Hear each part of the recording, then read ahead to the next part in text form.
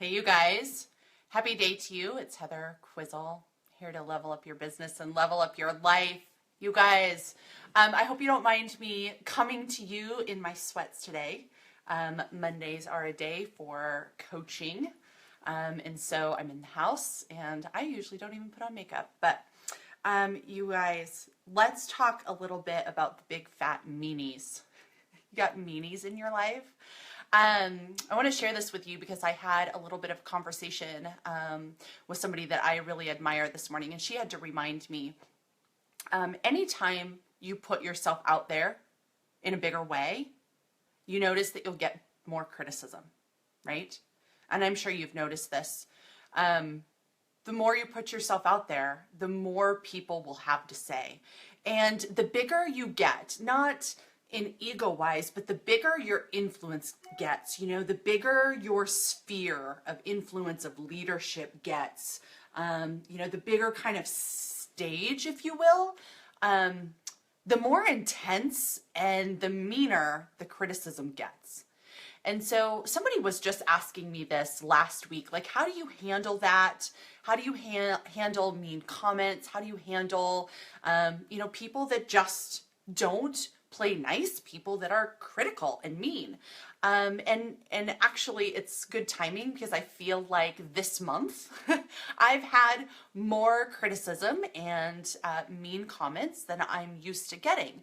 But the reality is I have stepped out to do a little bit more, put myself out there a little bit more, offer value to more people, be influential and lead a bigger group of people. And with that comes kind of like a bigger target on your back.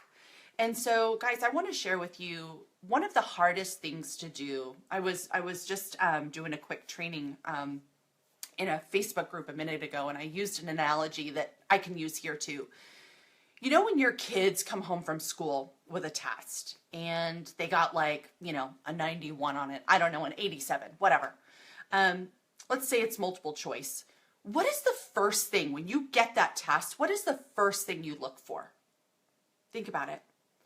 Your eyes are looking for what they did wrong.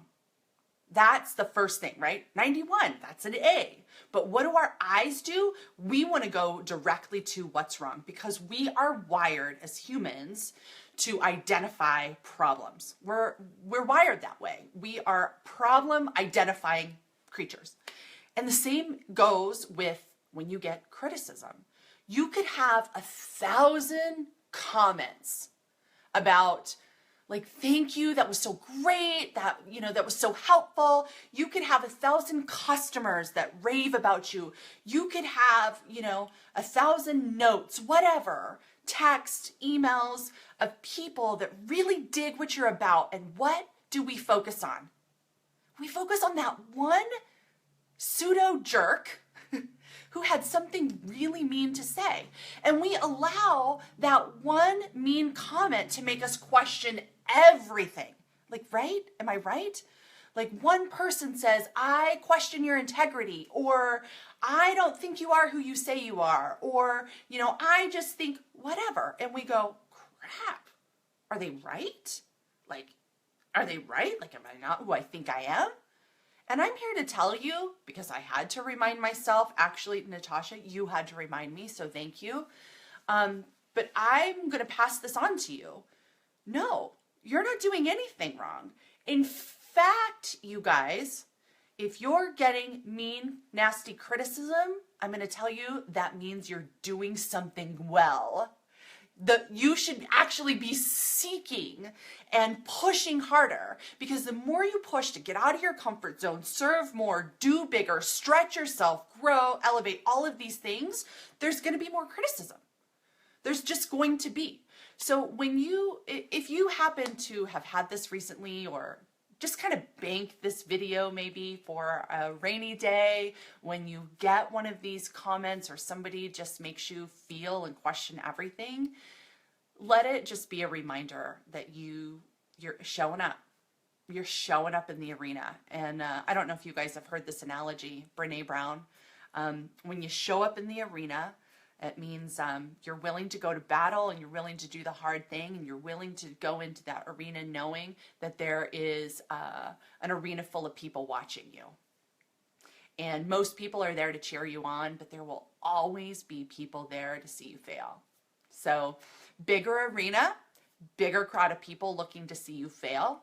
And you know who you are. You know how you show up. You have to coach yourself and teach yourself to look at, the 91%, the 95, the 99, and remind yourself all of these people collectively say this one thing.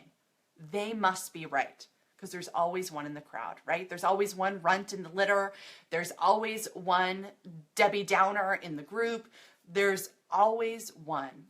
But we have to remember, you are affecting positively a massive, massive group of people. Don't ever let one person derail you from the good and the amazing that you are doing for that massive group of people. Don't let one person keep you from doing what you're supposed to be doing, from what you do so very well, from what other people are like begging you to do for them. So I hope this serves you well today. I hope it actually makes you smile at the next mean person that has something to say about what you should or could or whatever. The reality is the mean people aren't willing to put themselves in the arena. The mean people are not trying to better themselves. The mean people don't know what it means to stretch and grow and elevate, and they certainly don't know what it means to serve other people. So for what it's worth, go and do your thing and have a great one.